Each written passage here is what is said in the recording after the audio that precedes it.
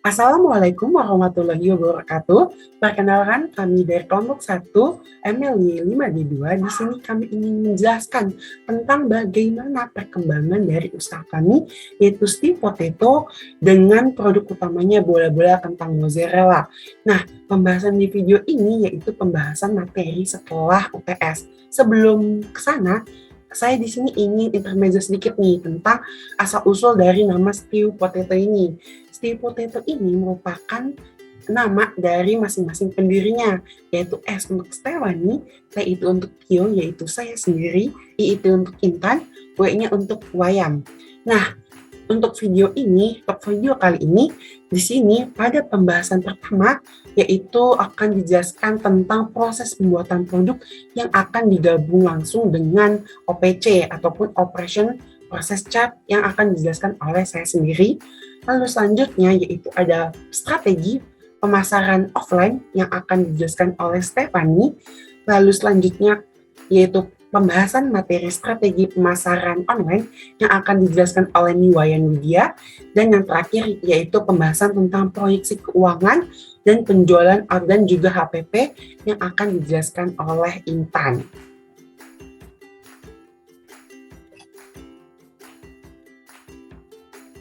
Pada pembahasan pertama ini, yaitu saya, Ahmad Agus Tantio, di sini saya ingin menjelaskan tentang operation process chart dari bola-bola kentang mozzarella. Sebelumnya, apa sih operation process chart ini? Nah, operation process chart ini biasa kita kenal sebagai OPC. Nah, OPC ini merupakan sebuah diagram langkah-langkah proses yang akan dialami oleh bahan baku dari yang awalnya itu produk utuh ataupun produk mentah menjadi produk jadi yang sudah diolah. Nah, dalam OPC ini biasanya ada 5 simbol. Yang pertama yaitu simbol lingkaran, yang artinya itu adalah operasi. Lalu selanjutnya itu kotak, yang artinya itu inspeksi. Lalu ada simbol yang panah ke kanan, artinya itu transportasi ataupun perpindahan. Lalu simbol keempat itu ada oval setengah yang ke sebelah kanan, yaitu artinya menunggu. Dan juga ada simbol segitiga ke bawah yang artinya adalah menyimpan. Nah, lanjut ya, kita langsung membahas tentang OPC dari bola-bola kentang mozzarella.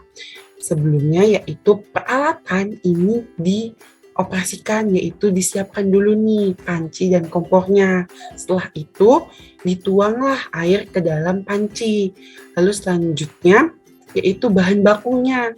Bahan baku kentang dicuci terlebih dahulu. Tujuannya apa sih dicuci? Nah, yaitu tujuannya adalah menjaga higienitas dari produk kami. Nah, kenapa? Karena higienitas ini merupakan sebuah kualitas mutu dari produk makanan sendiri. Makanya kenapa pentingnya kami untuk selalu menjaga bahwa bahan baku dan produk jadi selalu higienis. Setelah kentang dicuci, berikutnya yaitu potong kentang menjadi 4 bagian. Tujuannya apa? Tujuannya agar ketika dicacah ataupun dihaluskan, dilembutkan, itu menjadi lebih mudah. Nah, setelah kentang dipotong-potong, dimasukkan ke dalam panci untuk direbus. Selanjutnya, yaitu ada proses menunggu nih. Proses menunggu yaitu sekitar 10 menit. Nah, setelah itu diuji terlebih dahulu nih, diinspeksi untuk mengetahui apakah kentang tersebut sudah matang atau belum. Caranya itu biasanya dengan menusuk-nusukkan kentang itu menggunakan garpu. Jika memang sudah lembut, sudah halus, baru nih kita bisa angkat dan kita tiriskan kentangnya. Selanjutnya itu bahan baku kedua, daun bawang dan penyedap rasa. Yaitu cuci daun bawang terlebih dahulu dan potong daun bawang dan siapkan juga penyedap rasa. Nah, untuk daun bawang dan penyedap rasa itu akan langsung digabung dengan kentang yang sudah direbus. Nah, setelah itu dibentuk bulat-bulat menjadi adonan bulat pipi. Selanjutnya yaitu bahan berikutnya, siapkan keju mozzarella lalu potong menjadi sebuah dadu. Nah, dadu dari keju mozzarella tersebut dimasukkan nih ke dalam adonan yang berbentuk bulat pipi tadi. Nah, selanjutnya yaitu bahan berikutnya tepung terigu. Tepung terigu kita tuang nih ke dalam piring. Selanjutnya adonan bola-bola tadi itu dibalurkan dengan tepung terigu. Selanjutnya juga kita siapkan telur dan kita tuang dan kocok telur tersebut. Nah, setelah itu adonan yang tadi sudah dibalurin dengan tepung terigu dibalurin kembali dengan telur. Nih, setelah itu yaitu bahan berikutnya tepung panir. Tepung panir juga dituang di piring. Lalu bahan adonan bola-bola tadi yang sudah dibalurin dengan tepung terigu dan telur dibalurin kembali dengan tepung panir. Setelah semuanya sudah dibalurin dengan tepung terigu, dengan telur, dan juga dengan tepung panir, berikutnya yaitu ada proses penyimpanan. Proses penyimpanan ini tujuannya apa? Tujuannya adalah agar dari adonan tersebut tidak hancur ketika sedang digoreng ataupun isian di dalamnya itu menjadi pecah. Nah, untuk proses penyimpanan ini kira-kira 15 menit hingga di dalamnya ataupun adonannya menjadi padat. Setelah itu, setelah adonan menjadi padat, goreng adonan tersebut. Nah, tunggu adonan hingga matang, yaitu kurang lebih 10 menit. Nah, uji tingkat kematangan adonannya, apakah sudah matang, sudah keemasan warnanya atau belum. Jika sudah matang, lalu berikutnya ditiriskan dan disimpan dalam kemasan. Saya Stephanie Helga. Perusahaan kami melakukan pemasaran baik secara offline maupun secara online. Nah, di sini saya akan menjelaskan strategi pemasaran secara offline.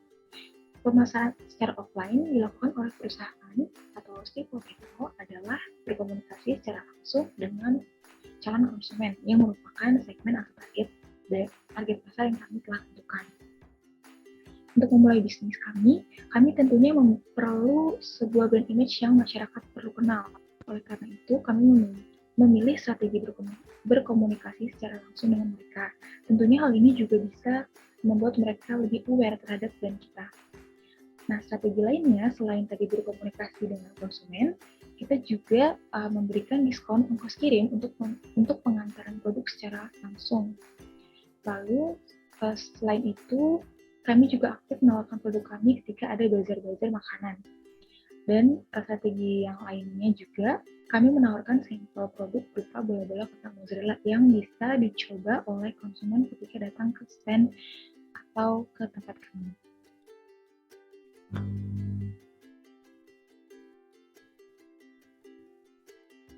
Nah, untuk pemasaran secara offline ini, kami juga membuat brosur ya. Jadi, kami membagikan brosur-brosurnya ini ke calon-calon konsumen kami. Saya Niwainuddin Ningsi dengan NIM 1901024994. Di sini saya akan mempresentasikan mengenai strategi pemasaran online pada PT Tio Potato, di mana Tio Potato ini berfokus pada platform media sosial yang berguna untuk memfasilitasi customer untuk membeli produk kami tanpa harus datang ke gerai offline, di mana strateginya yaitu berupa pembuatan Instagram Ads atau Facebook Ads, lalu membuat laman Instagram official yang berisi mengenai pengenalan produk kita, harga produk, lalu mendaftarkan toko pada ojek online dan e-commerce seperti Tokopedia dan Shopee.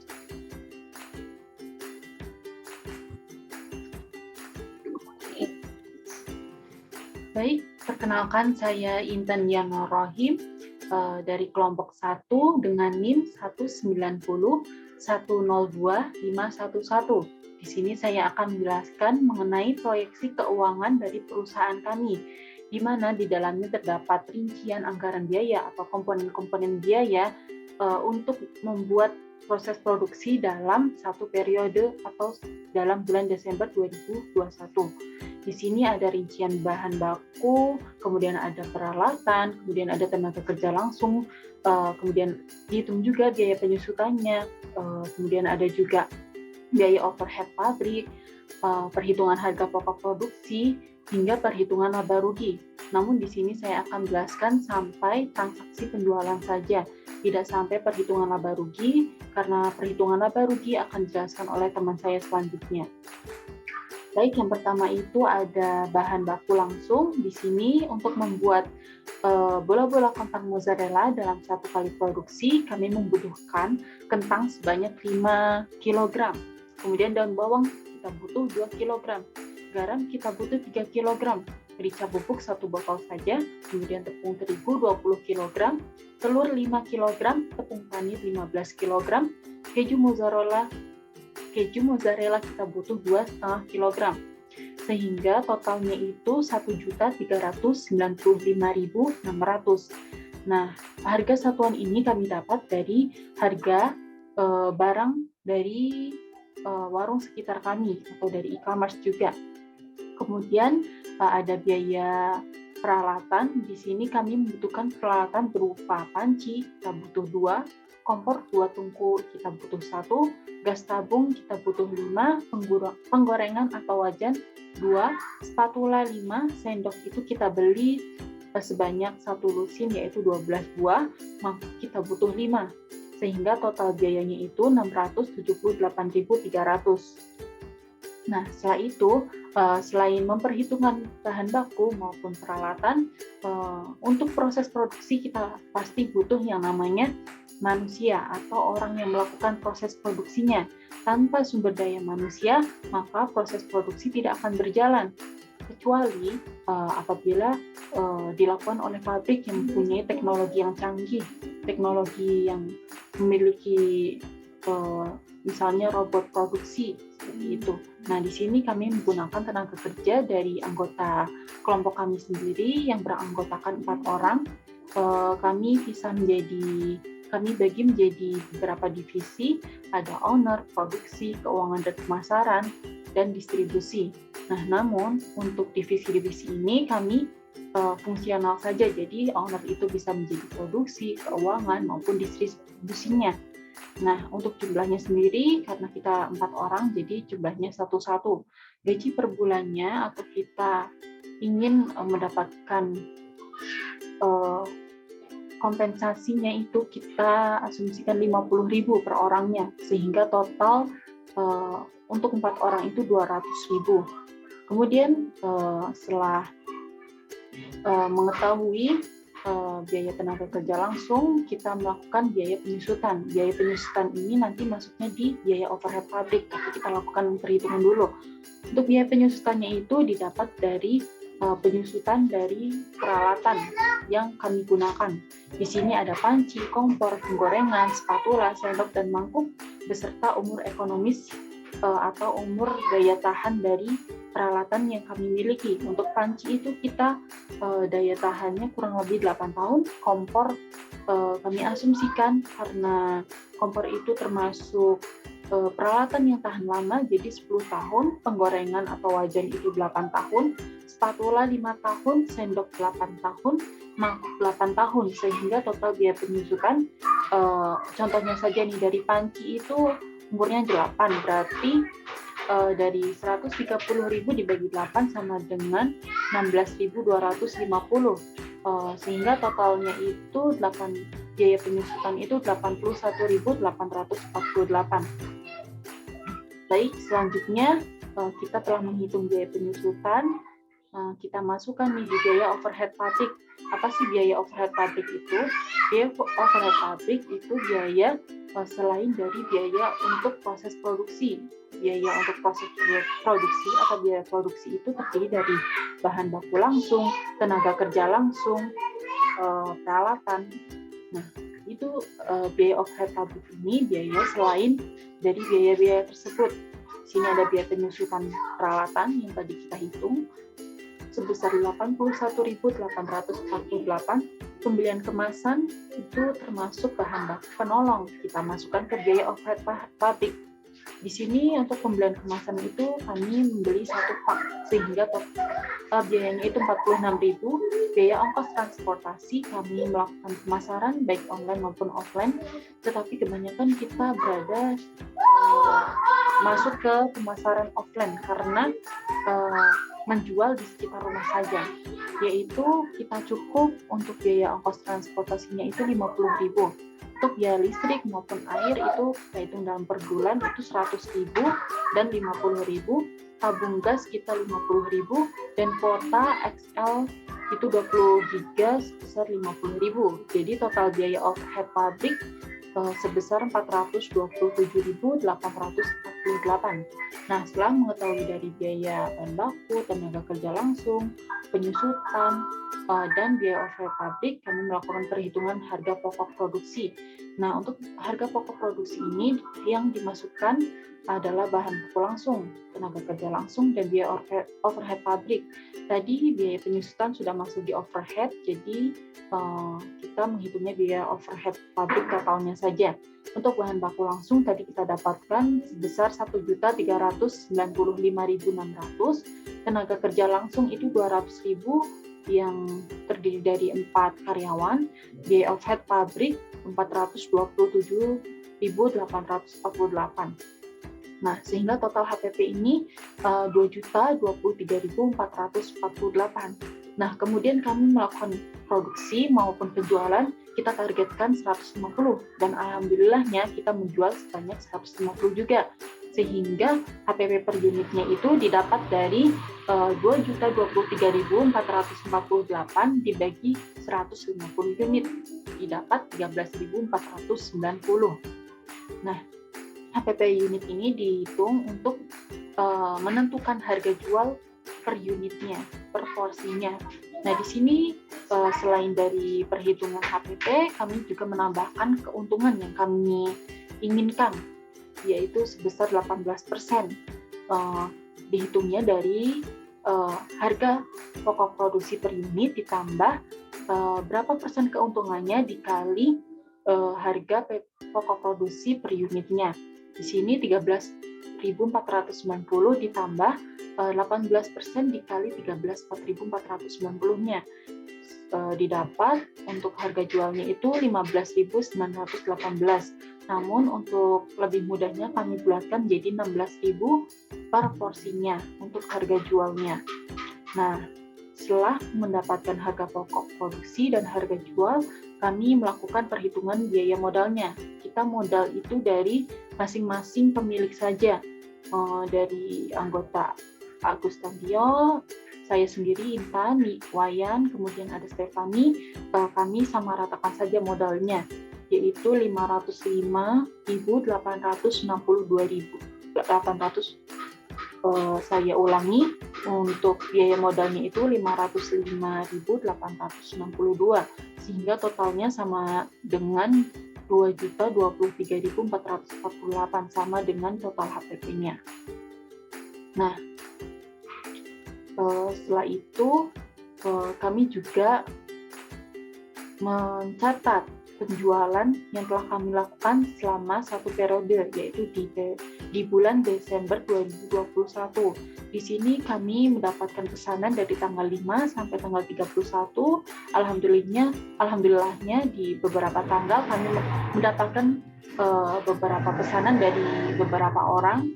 Di sini ada Ibu Popi, Ibu Hani, Ibu Itun, Ita, Wana, dan sebagainya. Totalnya itu untuk satu bulan 150 porsi, sehingga untuk total pembayarannya harga satuannya 16.000 dikali 150 itu 2.400.000.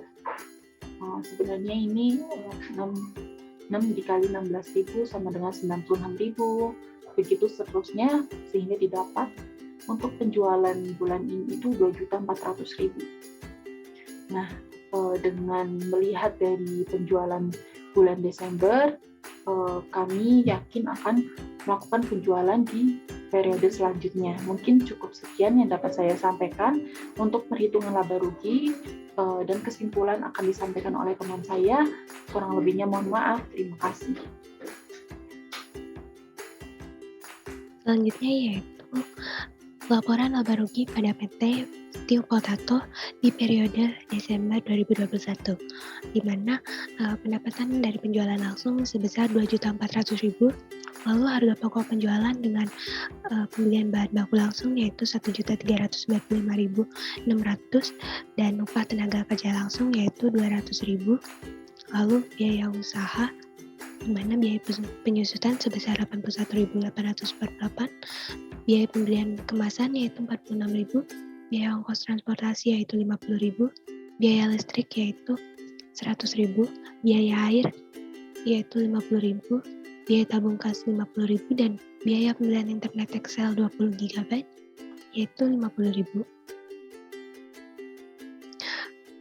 Dengan total yaitu 427.848, di mana PT kami atau PT Setio Patato mendapat laba bersih usaha sebesar 376.552. Kesimpulannya, berdasarkan hasil riset pasar, bola-bola kentang mozzarella merupakan produk yang dipilih oleh perusahaan untuk dipasarkan karena mayoritas dari hasil riset pasar kami memilih produk ini sebagai produk yang paling mereka minati. Lalu bola-bola kentang mozzarella merupakan cemilan yang dapat memberikan rasa asin dan gurih pada penikmatnya serta memiliki nilai gizi yang cukup. Karena di dalamnya produk kami menggunakan bahan baku kentang dan juga keju mozzarella. Produk akan dijual dengan harga 16.000 per porsinya, yang dimana harga tersebut sudah termasuk keuntungan kami sebesar 18%. Segmen pasar yang kami tentukan yaitu adalah pelajar, mahasiswa, dan pekerja dengan rentang usia 13-20 tahun. Promosi dilakukan baik secara offline maupun online. Distribusi dan pembayaran dilakukan dengan sistem COD atau Cash on Delivery. Managing Director dari PT Kalbi Kings Food mengatakan bahwa industri makanan ringan dan olahan kentang di Indonesia akan mengalami pertumbuhan 5 tahun terakhir. Sehingga bisnis makanan ringan ini dipandang pelaku usaha memiliki prospek dan potensi yang bagus untuk dijalankan, serta diharapkan akan menghasilkan keuntungan yang tinggi.